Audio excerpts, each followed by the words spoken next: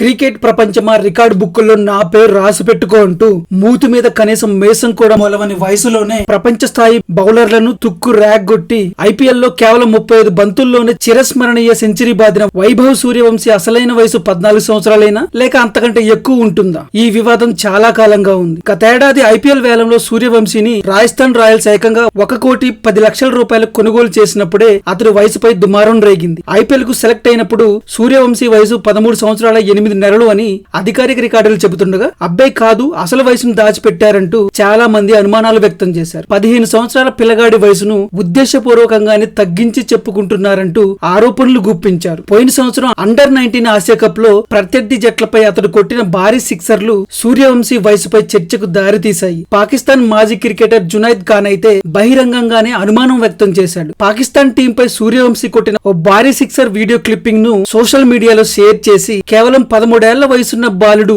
ఇంత భారీ సిక్సర్ ఎలా కొట్టగలడు అని జునైద్ ఖాన్ ప్రశ్నించాడు. అయితే సూర్యవంశీ వయసుపై ఆరోపణలను అతడి తండ్రి సంజీవ్ సూర్యవంశీ కొట్టిపారేశాడు. తన కొడుకు వయసును దాచిపెట్టాల్సిన అవసరం మాకు లేదని చెప్పాడు. నా కొడుకుకి బీసీసీఐ బోన్ టెస్ట్ చేసింది, ఎముక పరీక్షించి వయసును నిర్ధారించింది. ఈ ఆరోపణలు చేస్తున్న ఏ ఒక్కరికి మేం భయపడం. నా కొడుకు 8 ఏళ్ల వయసు నుంచే కష్టపడడం అలవాటు చేసుకున్నాడు. ఇప్పటికే అండర్-19 క్రికెట్ కూడా ఆడాడు. వయసు నిర్ధారణకు సంబంధించి కావాలంటే మళ్లీ టెస్టులు పెట్టినా మేము రెడీగా ఉన్నామంటూ సంజీవ్ అప్పట్లో సవాల్ విసిరారు. ఐపీఎల్ లో అత్యంత చిన్న వయసులో అత్యంత వేగంగా సెంచరీ బాదిన రెండో ఆటగాడిగా చరిత్ర సృష్టించిన సూర్యవంశీని ఈ స్థాయికి తీసుకొచ్చేందుకు అతడి తండ్రి సంజీవ్ సూర్యవంశీ ఎంతో కష్టపడ్డారు. స్వతహాగా ఆయన కూడా ఒక క్రికెటరే, కాకపోతే ఎదుగుదల లేకుండా మిగిలిపోయిన ఎందరో క్రికెటర్లలో ఆయన ఒకరు. అయితే కొడుకు ద్వారా తన కోరికను తీర్చుకోవాలని భావించిన సంజీవ్ ఏ మాత్రం వెనకడుగు వేయలేదు. ఎంతలా అంటే సూర్యవంశీ ఎదుగుదల కోసం కుటుంబానికి జీవనాధారమైన పొలాన్ని కూడా అమ్మేశారు. చాలా చోట్ల అప్పులు చేసి ఆర్థిక కష్టాల్లో కూడా చిక్కుకున్నారు. సూర్యవంశీ ట్రైనింగ్ దగ్గర నుంచి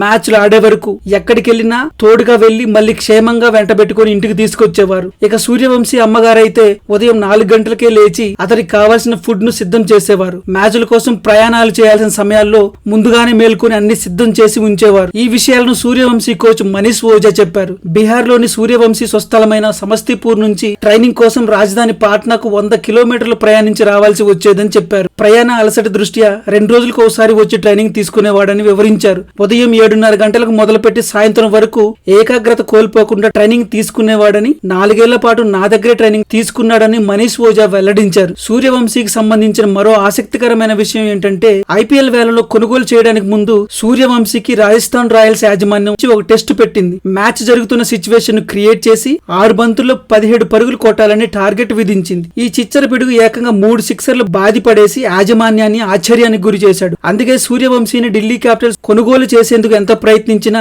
రాజస్థాన్ రాయల్స్ అస్సలు వదులుకోలేదు. బేస్ ధర కేవలం 30 లక్షల రూపాయలే అయినప్పటికీ ఏకంగా 1,10,00,000 రూపాయలు చెల్లించి మరీ దక్కించుకుంది. ఇక గుజరాత్ టైటన్స్ పై సూర్యవంశీ సాధించిన శతకం నా భూతో నా భవిష్యత్ అనేలా ఉంది. కనీసం మూతి మీద మేసం కూడా మలోని 14 ఏళ్ల పిల్లగాడు ప్రపంచ స్థాయి బౌలర్లైన రషీద్ ఖాన్, మహమ్మద్ సిరాజ్, ప్రసిద్ కృష్ణ, ఇషాంత్ శర్మలను మడతపెట్టి సిక్సర్లు 4లు కొట్టేశాడు. కొడితే సిక్సర్ లేదంటే 4 అన్నట్టుగా విధ్వంసం సృష్టించాడు. మొత్తం 11 సిక్సర్లు 7 4లు బాధిపడేశాడు. 101 పరుగులు సాధిస్తే అందులో సిక్సర్లు 4ల రూపంలోనే 94 పరుగులు వచ్చాయంటే అతడి విధ్వంసం ఏ విధంగా కొనసాగిందో అర్థం చేసుకోవచ్చు. స్ట్రైక్ రేట్ 250కి పైగానే మెయింటైన్ చేశాడు. కరీం జన్నత్ అనే కొత్త బౌలర్ వేసిన తొలి ఓవర్ లోనే 3 సిక్సర్లు 3 4లు కొట్టాడు. ఆ ఓవర్ లో మొత్తం 30 పరుగులు పిండాడు. ఇషాంత్ శర్మను కూడా ఆర్డినరీ బౌలర్ మాదిరిగా చిత్తకొట్టాడు. ఒకే ఓవర్ లో ఏకంగా 3 సిక్సర్లు 2 4లు బాధిపడేశాడు సూర్యవంశీ. అసలైతే క్రికెట్ కెరియర్ మొదలవ్వాల్సిన సమయంలో, ఇంకా చెప్పాలంటే స్కూల్ కు వెళ్లే వయసులోనే ఇంటర్నేషనల్ బౌలర్లను ఈ స్థాయిలో ఉతికి పారేయడంపై సచిన్ టెండూల్కర్, రోహిత్ శర్మ, సూర్యకుమార్ యాదవ్, ప్రముఖ క్రికెటర్లతో పాటు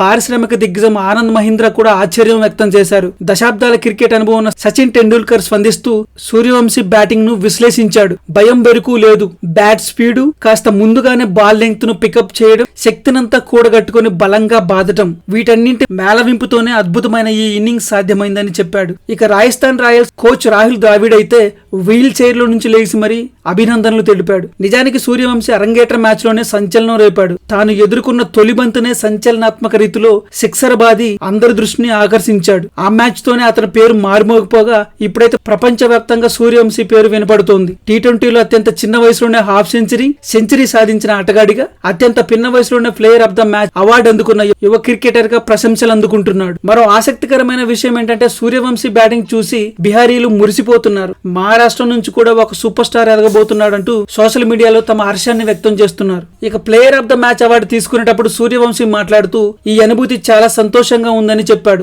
ఐపీఎల్ లో ఇది నాకు 3వ మ్యాచ్, ఇది నా ఫస్ట్ సెంచరీ అని సంతోషంగా చెప్పాడు. టోర్నీకి ముందు చేసిన ప్రాక్టీస్ ఫలితాన్ని ఇస్తుందని అన్నాడు. బ్యాటింగ్ చేస్తున్నప్పుడు అవతలి ఎండ్ లో ఉన్న యశస్వి జైస్వాల్ నన్ను ఎంతగానో ప్రోత్సహించాడు. చిన్న వయసు కాబట్టి ఏదో ఒకటి సాధించి చూపెట్టమంటూ ఎంకరేజ్ చేశాడని సూర్యవంశీ వివరించాడు. జైస్వాల్ నాలో పాజిటివ్ ఆలోచనలు నింపాడు, అందుకే భయం లేకుండా ఆడాను, పెద్దగా ఆలోచించకుండా బ్యాటింగ్ పై దృష్టి పెట్టానని సూర్యవంశీ వివరించాడు.